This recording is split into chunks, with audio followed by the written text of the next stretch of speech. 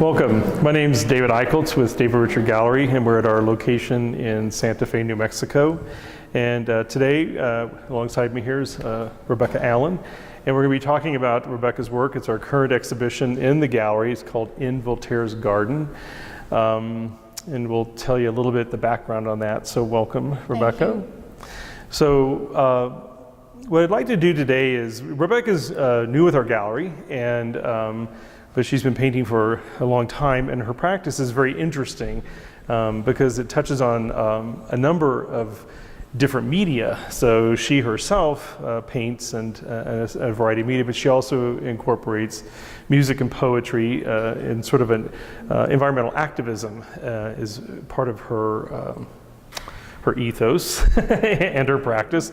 And so, and that's what really appealed to me, as of course the work's visually very aesthetic and very interesting, and but I love this whole sort of dynamic that she tries to create around the work, and the work is very focused on the environment and earth.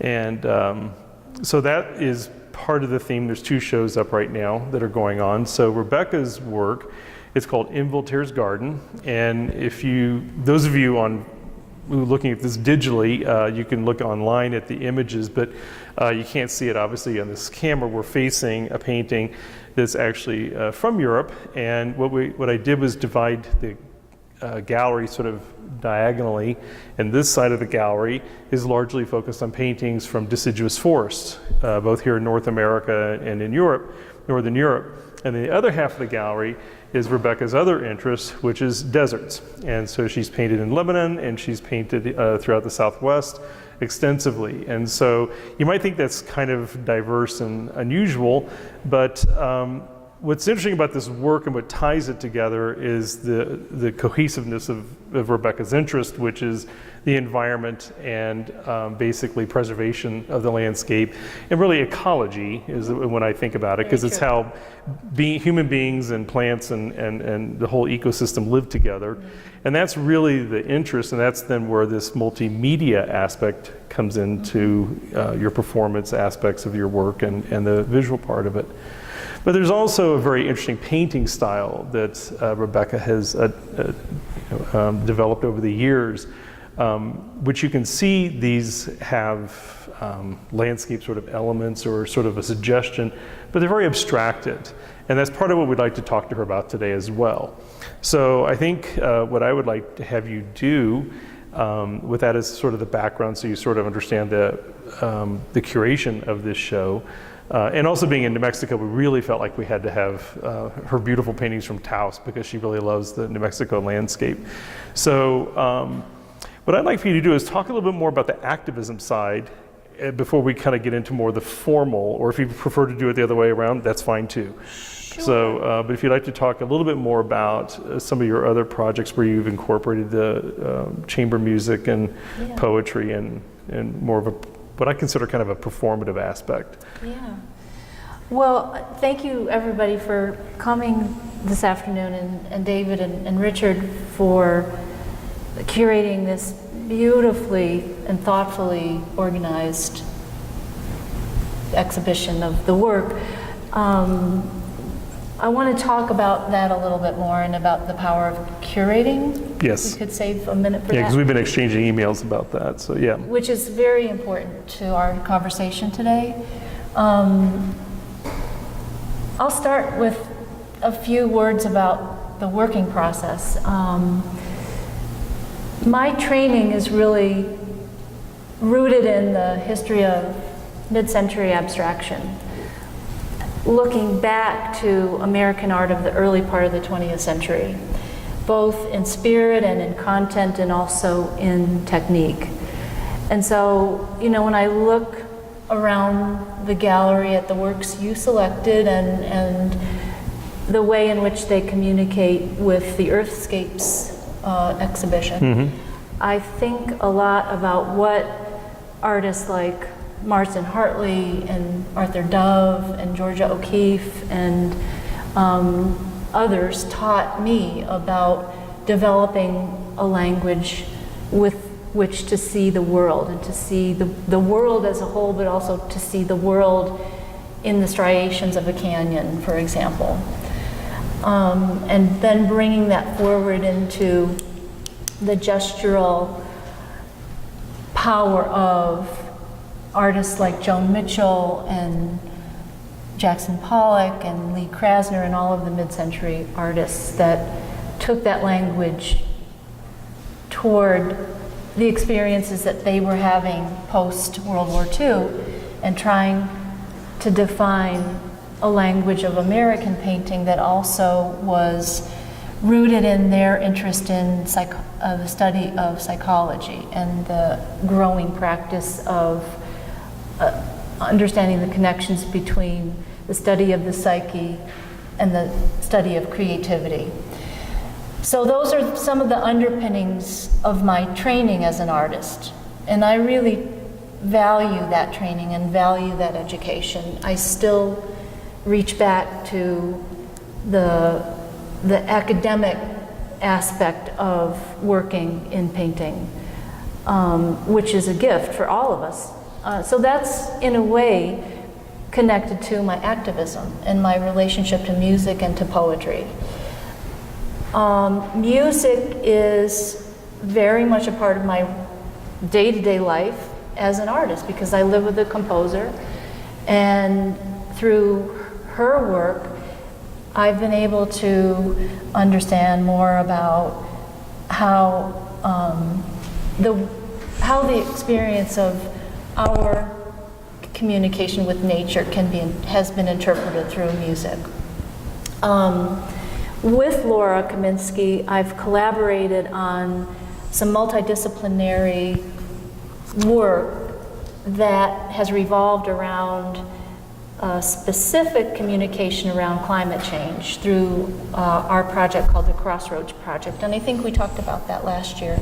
Mm-hmm. That the Crossroads Project is a multidisciplinary performance piece that was developed by an environmental scientist, a string quartet, a composer, and several visual artists several years ago at Utah State University. And that performance piece really is a communication tool for not just the science of climate change, but how it affects us at the emotional level.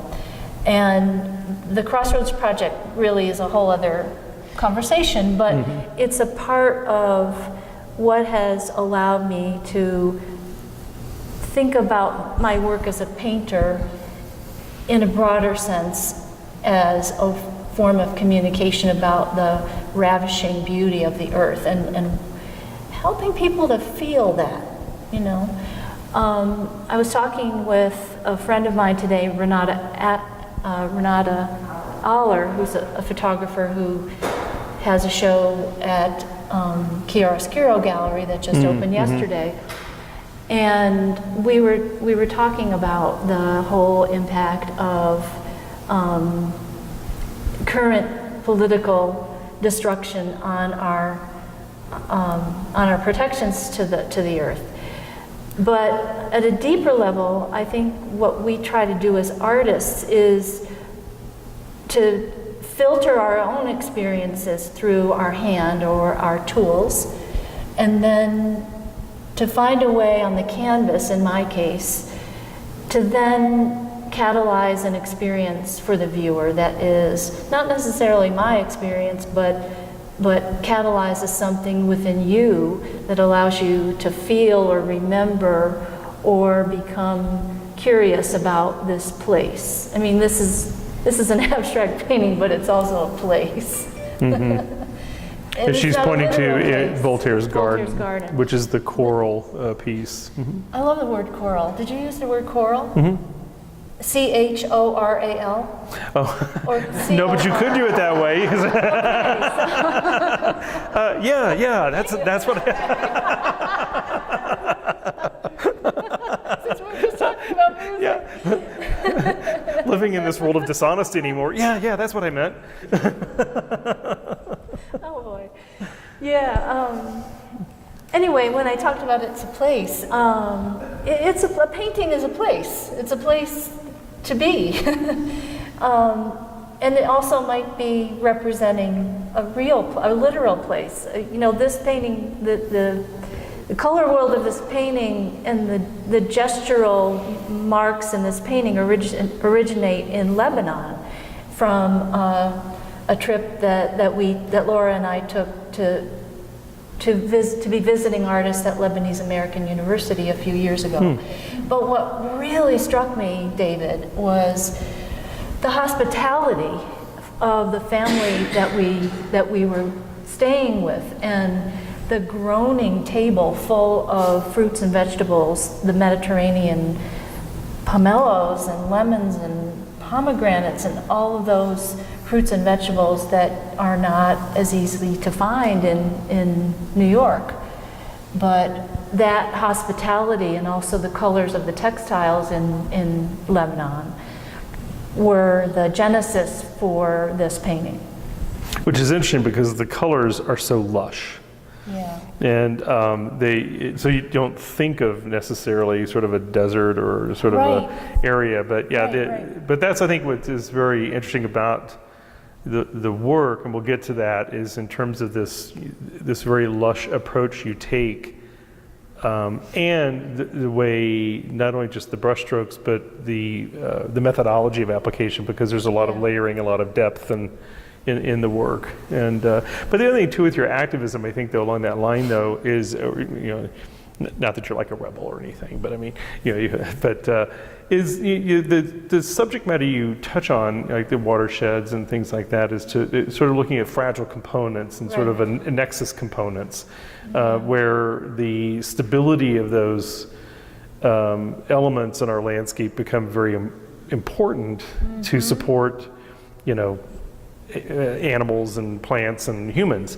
And so that's why sometimes looking at this very, a lot of people are looking at this in a very sort of black or white way, it isn't. It's very gray, all of this. And like what we're experiencing right now with the fires, it's very tragic what's happening up in Colorado, and a lot of artists, that's what we've been spending all week doing, is moving artists and their work and complying with needing to evacuate. And some of these people have lived in the same place for 50 years, and it's very devastating. And so you realize how fragile the environment is. And so even here in the mountains, everything's just sort of rock solid, but it's still very fragile when it comes to fire. True, and also just the awareness that within a period of 20 minutes, when there's a thunderstorm, the water can crash through and really disintegrate things at this granular level. And metaphorically, that really comes into play in painting, because pigment is granular material. And I think painters are particularly interested in that material aspect of their tools. There is dry pigment in granular areas in some of these paintings where you can actually see that is the texture. bright green, because that is, Yeah. all right, so that is one of the areas. Okay, yep. So there's this geologic component that is connected with the kinds of things that you just referenced in terms of how cohesive the earth seems to be, or pieces of rocks, and then in fact they're really not. They are susceptible to these immediate changes in weather.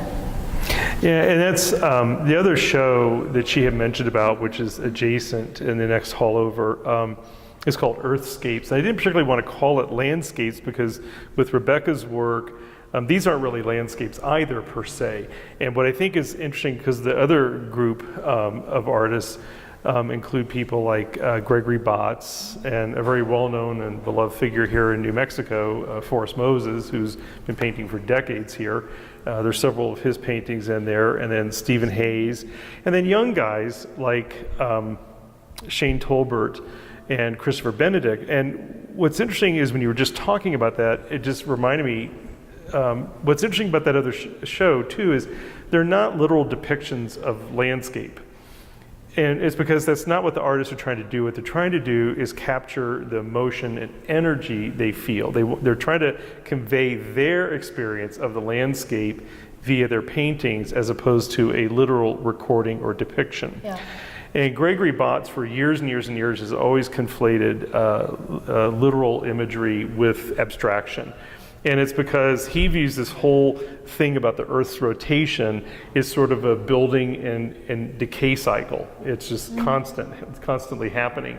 And so for him, he sees a lot of that as sort of abstraction, and that's why he brings the two together, because that's the world we live in.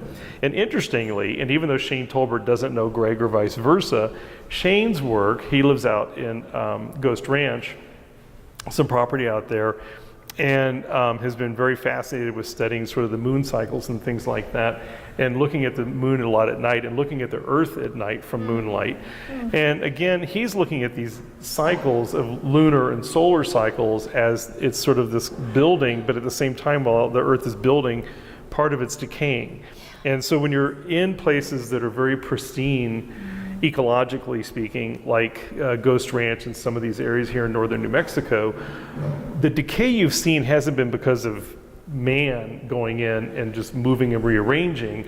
It's the Earth, what it naturally does, as you were talking about with like the gushing water after a 15-minute downpour here in northern New Mexico, it alters the landscape a little bit. All of a sudden now, certain dirt and sand and plants and animals and insects aren't where they were 15 minutes ago. And so it's this constant change is happening at a very fast rate, even though when you look at it here in New Mexico, it looks like it hasn't changed at all. But I think, so what you're kind of getting at is your work, like Greg's and Shane's, captures the temporality.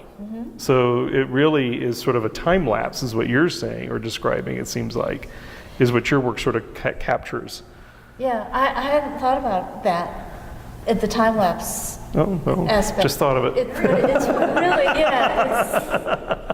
Well, based on what you had just said, I realized it's sort of you capturing this range of things, but anyhow. Yeah, I also think there's that any of us who do any kind of work that's generative or that we make from scratch, it brings us very close to our own mortality, awareness of our own mortality and our own vitality.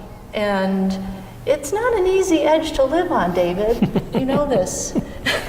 I like that. Because at any moment, the painting could collapse or the poem could just fall apart. Yeah.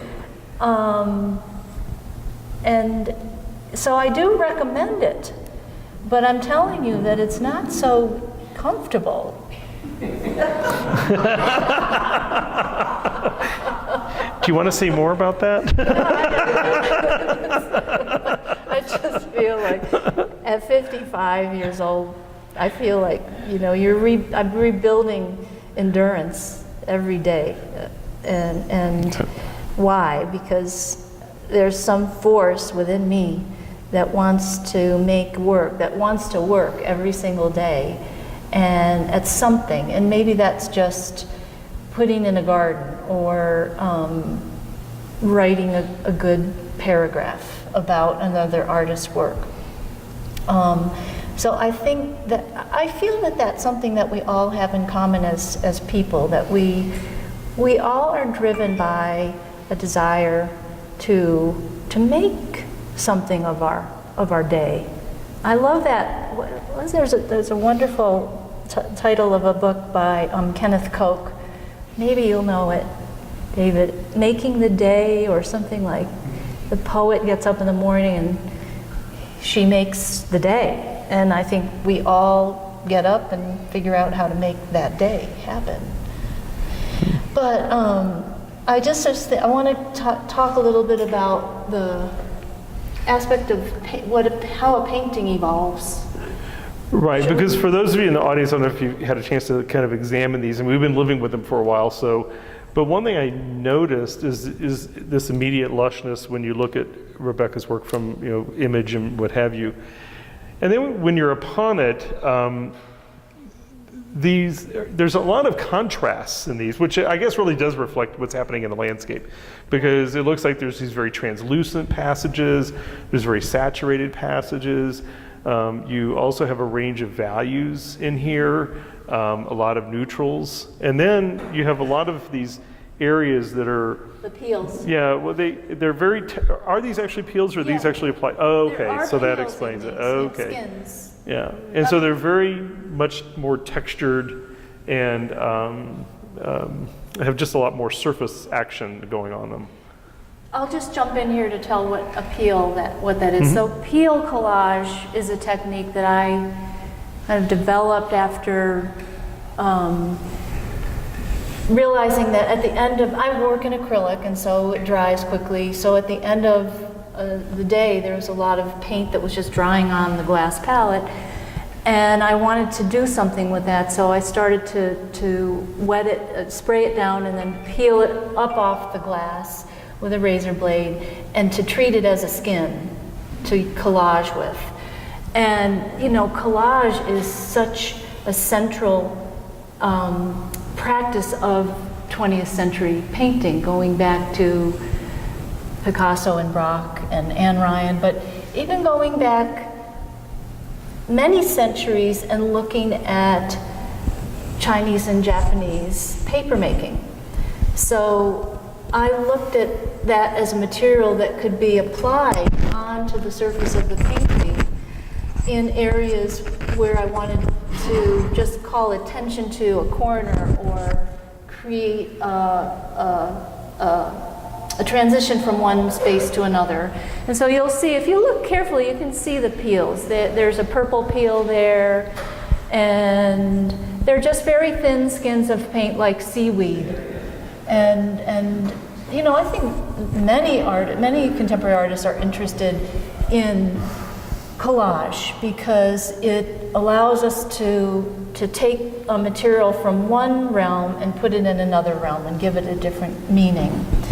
But also in terms of the evolution of the painting surface, in High Road to Taos, that blue passage, that's really just one thin layer of ultramarine pigment, dry pigment, mixed with a medium and then just smeared.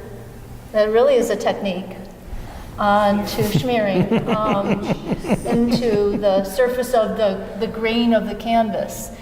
And canvas is a beautiful material. You know, we go back in time and look at the way that the Dutch still life painters used linen and how Helen Frankenthaler used canvas, and she took advantage of the properties of the canvas. So when we think about the geological layers of the earth, and then we think about the geological layers of a painting, even though it's more shallow space, we're still engaged with how we respond physically to materials. And so, you know, that's something that really comes into play in here, where you have really thin, almost stains, passages where there's just one layer of pigment over the canvas, or more than one, where you're building up that skin of paint and going from transparent to opaque.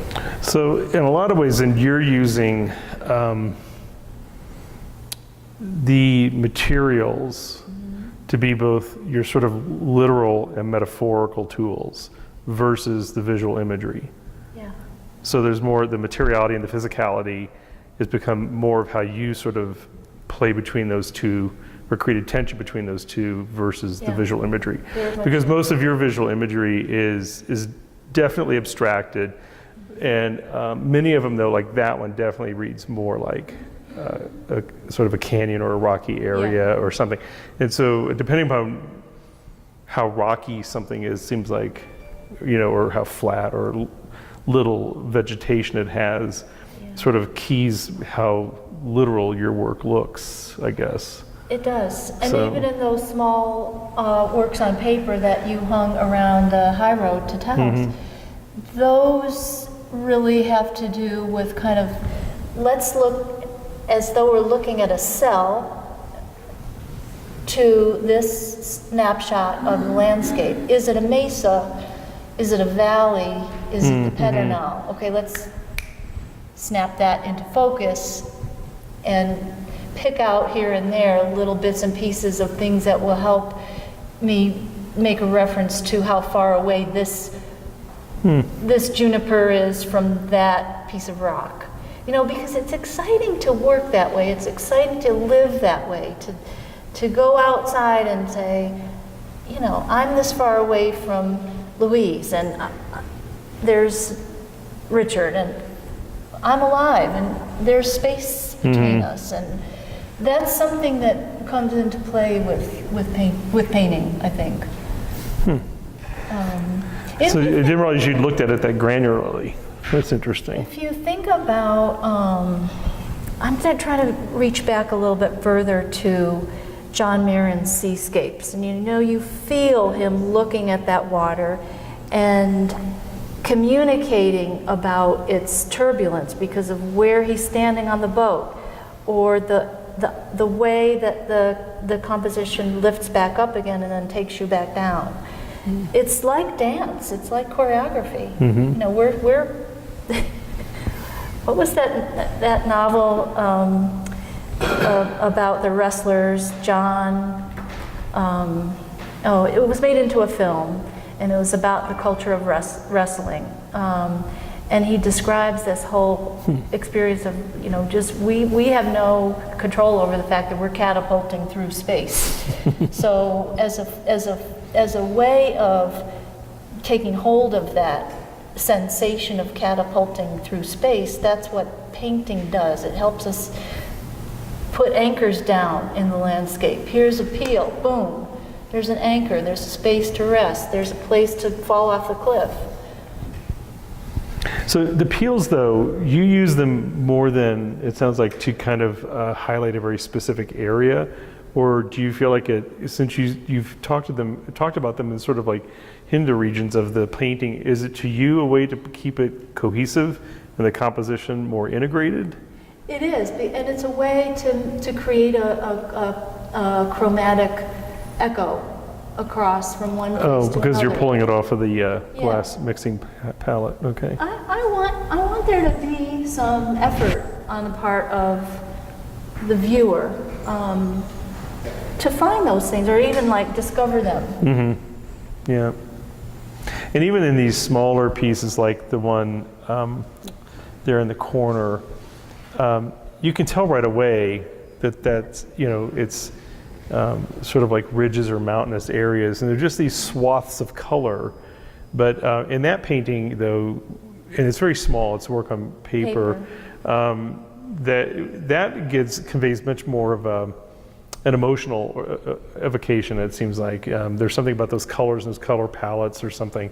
So it's kind of like looking at a particular moment or sky or something, or effect of the sun on that. And the same one over here. Sorry?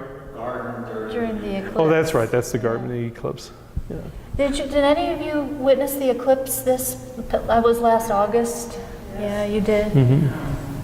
It was so powerful. Well, I work in a private garden as the plant records manager, and the day that the eclipse happened, this is in Westchester, in about 30 miles north of New York City. And the day that the eclipse happened, we weren't in one of those locations where you could actually see the full eclipse, but the light did shift. And when it started to change, a few of the gardeners, we have a lot of wonderful men who work in the garden. A lot of them are from Guatemala and Mexico. And there were some things online that taught you about how you could actually see, without looking directly at the sun, like you could look through a colander and you could see the eclipse reflected in shadows. So a couple of the guys said, well, come on, we're going to fill up a bucket with water. And the rest of our staff was like, well, what are we going to be seeing? And they go, well, come and see. So they filled this bucket up, this black bucket, just a big garden bucket with water. And they said, look in there, and you can see the eclipse reflected in the water. Back on the and bottom. I will never forget that moment, because we were all out there looking in that bucket filled with water, surrounded by this incredible, lush garden together. And it was just very... That is a great piece, though. I like that one. I love the lavender.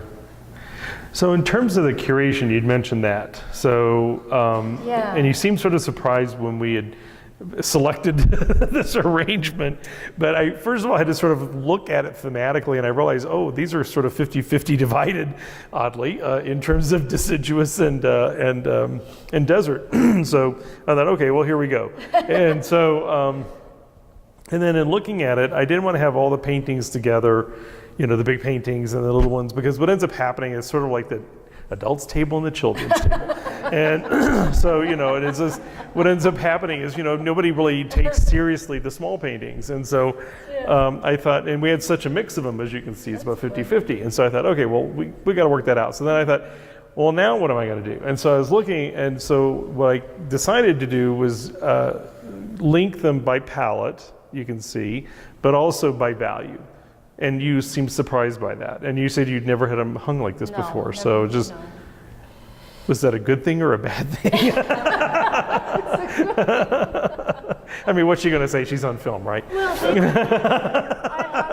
I really appreciated the way that you thought about those aspects of the work. And you actually used the terms desert and deciduous. I didn't think about deciduous landscapes, but that was spot on. I used different words for it, and the way that you saw that was great. But also understanding and thinking about organizing or placing things vis-a-vis relationships of value, or that aspect of painting that has to do with the movement from light to dark in a color or within a painting. The spectrum of light to dark. And if we were to take all the color away, I would hope that these paintings could still stand up in terms of value. I remember Jane Wilson, who was a wonderful painter from New York, who had a home and studio in Watermill and was part of that whole circle around John Jonas Gruen. She was married to him, but friends with the Pollock and Krasner and all of the artists who were out on Long Island. Jane Wilson painted the skies of Long Island for most of her life, and in one of her last exhibitions in New York, I was walking around the gallery with her, and I had seen her work in her studio, and then there it was in this very hot light of a Chelsea gallery. And I asked her how it felt to have those hot lights on the work, and she said, she was, you know, using a walker at the time. She says, "Rebecca, your paintings have to stand up in any light." So that was about a year's worth of thinking for me.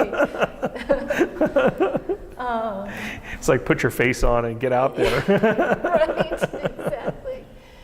But then also the lessons that can be learned from seeing works that are large and small juxtaposed, and the concerns that are similar or dissimilar from large to small scale comes through in the way that you were thinking about it. Yeah, and I try to get people to, when they look at work, I always want people to really gravitate toward the one that really grabs them the most. And it shouldn't be for these sort of artificial features. Oh, it's a canvas, or it's on paper, or it's under glass. It's not, you know, and what have you. And because that's not how most artists think about it. Oh, today I'm going to do a work on paper, you know. And so a work becomes a final work, I think, because of how, and a little bit, to me, it's like a gallerist and how we curate shows. There's a very inspirational aspect of it, and when it comes together, and partway through, you can tell it's coming together, and you realize, oh, this is going to be such a good show, you know, sort of thing. And so you forge on with it, and even if you hadn't thought about having it in your lineup, you get inspired because you see new materials, or an artist will show you some work that you'd never seen before or something. You're like going, whoa, and you start kind of thinking about relationships, and so you kind of put these things together. And I think an artist works very much the same way. You have imagery. You particularly respond very much to materials and materiality, and so I want people to kind of enjoy the work that way. And and you work in such a diversity of sizes, you know, and media and everything, that I just sort of feel like in your work, it's sort of artificial to categorize them as like, oh, this is a work on paper show, or this is going to be a painting show. And so that's why I thought that's why I wasn't trying to be real dogmatic about the size, because you kept asking me, well, what size, whatever, you know, and stuff. And so I kind of went with what I liked visually. And so for me, the one that's still stuck out and that I like is this one right here, Phosphorescent Mesa.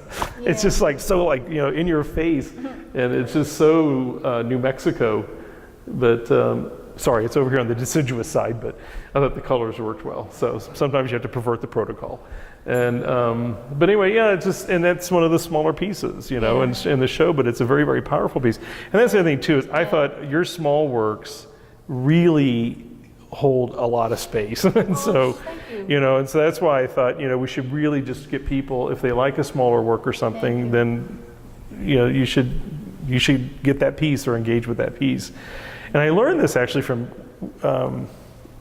working with Judy Chicago so much, because she works in so much scale and she always wants people to include her drawings. Right.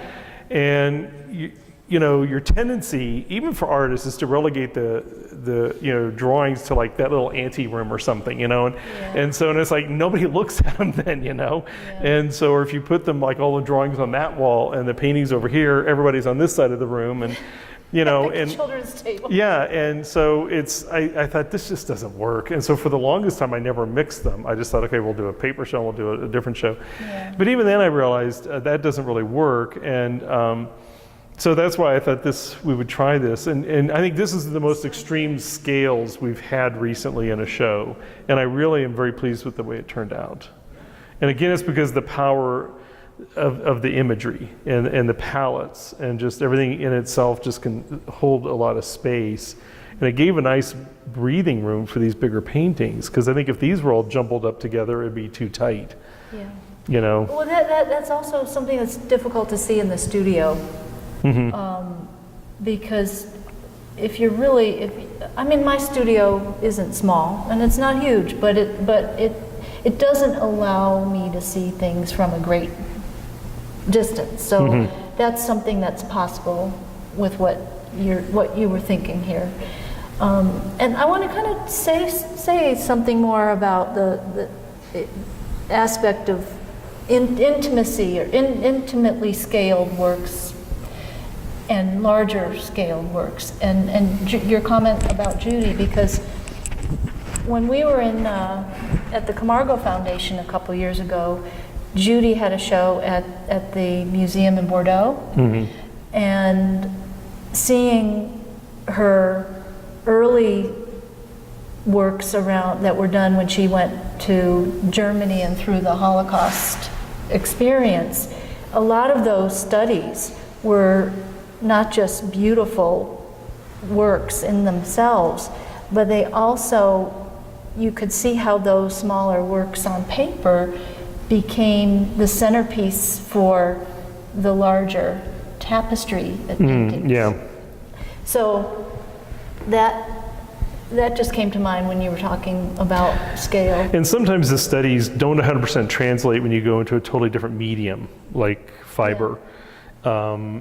You still get the essence and what have you, but you know, we're just such a painting gallery that I always gravitate towards painting, and so a lot of times, and I personally love studies and drawings and artists, you know, models and things like that. So I always tend to gravitate towards those sort of things because there's an intimacy about it, even more intimate than the scale or the imagery. It's very experimental, and so it's not the finally spit and polished piece, but it's a work in progress. And so that's what's always kind of, I think, interesting. I think it's why gallerists and artists all like each other's drawings and sketches and things, because you realize where the nugget came from, or where a pivotal point was sort of born in an artist's oeuvre or change in their work. And I think that's what's always very exciting to people. It's those moments that when the artist saw it on paper, and that was sort of the aha moment, and then it spawned a whole body of work.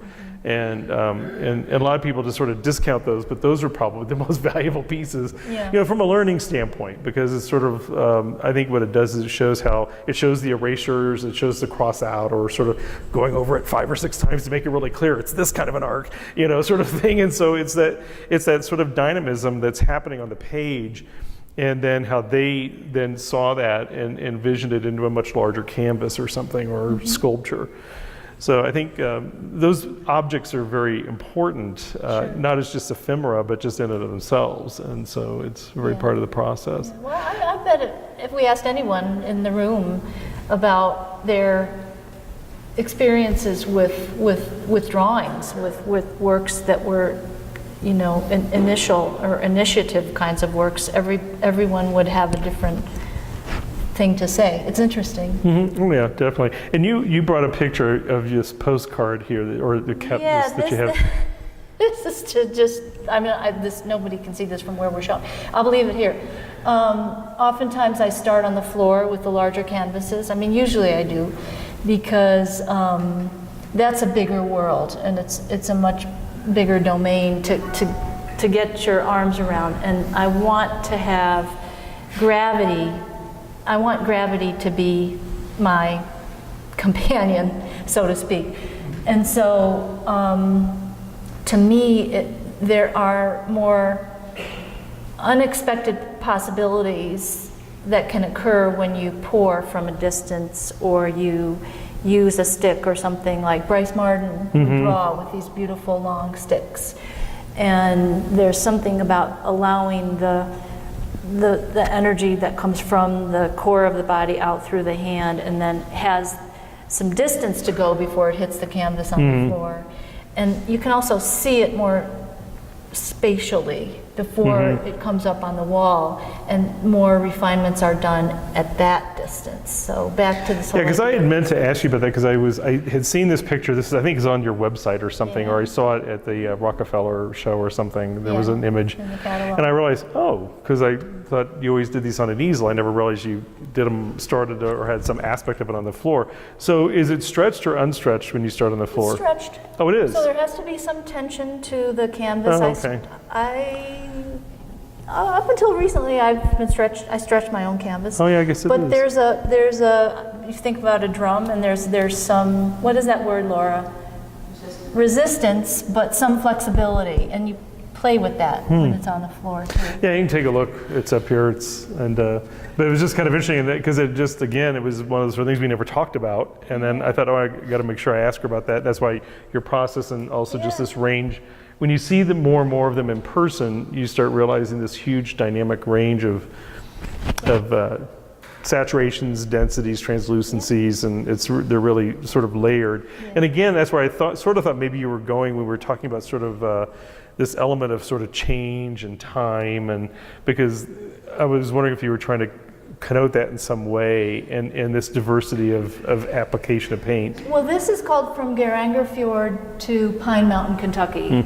And this is really a painting that is 2014 to 2017. It started in Norway. It started from being in Norway in Geiranger Fjord, and looking at the fjords from high above and from below. That's where a lot of these greens come from. And then more recently, I think this would be a good place to kind of come back around to the question you asked me in the beginning about activism. In the last couple of years, I've been working with the Kentucky Natural Land Trust in Lexington as an artist advocate. And I'm very interested in land conservation work as just intellectually, but also as a way forward in terms of how we think about will there be a future of the earth for our generations to come. The Kentucky Natural Lands Trust has been, over the past 25 years, working at along the border between West Virginia and Kentucky in the Blanton National Forest.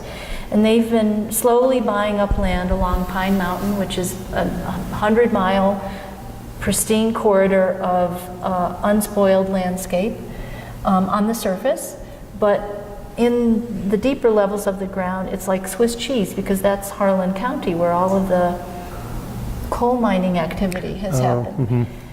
And I've been helping is not quite the right word, but working with them and learning from them about how artists, musicians, writers in our collective can help tell the story about Pine Mountain. And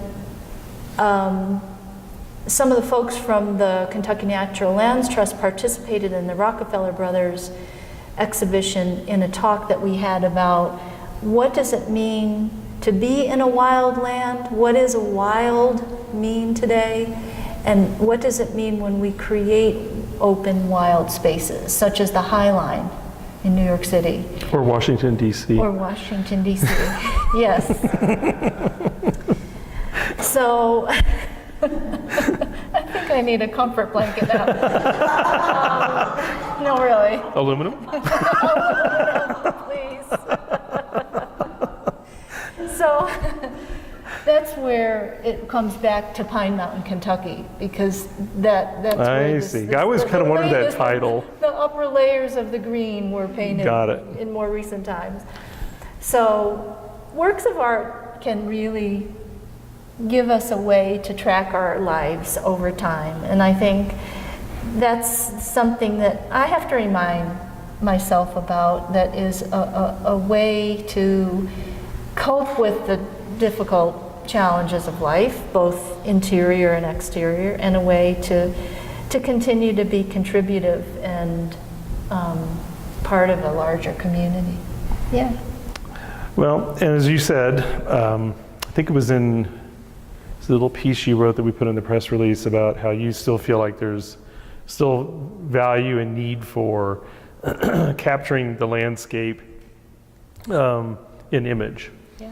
And so, and I think it's not so much just the landscape, like we've said, like a lot of these artists, the literal depiction, but it's that sort of essence and getting it. And I think I think I like the fact that you put this sort of abstract spin on it, because it kind of leaves the viewer to kind of interpret it a little bit more, but also these look like gardens, and they look like, these sort of waterways and mines and sort of these, rock formations. And so even though you may be in Norway, when you painted this, it would maybe evoke some other place for somebody else. Right, Appalachian. Yeah, and so that it's not so fixated on the literal painting of that image, but it's more of the feeling or the essence of that. And I think that's what kind of lends a lot of flexibility, not as much flexibility, it keeps it sort of evergreen. It's sort of fresh for people. It's a new experience each time. It's not like looking at a literal depiction of the Perdinal 30 different times. It's which you would recognize immediately, but this is a sort of a different experience, kind of more what Shane's trying to get at, is sort of how he feels when he's out there in these moonscapes looking at the landscape, and the same with Greg Bott's.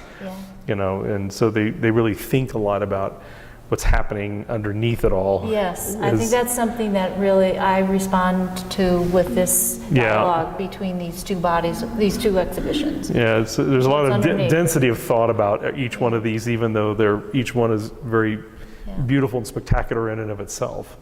So I think that's kind of the power of, painting. That's why when people keep saying, "Oh, painting's dead," I'm like, "Oh, no, it's not." Pish posh. And there's still plenty more to say. There is. But anyway, we'd like to thank everybody for coming, those of you here in the audience and those of you online. And again, you can take a look at the exhibition if you want to look at specific images or installation views. Those are all on the website under the current exhibitions or under Rebecca's webpage. They're on the website. So, and I'm sure you probably have images posted too on your website. So anyway, thanks everybody for coming. We really appreciate it. Thanks everyone.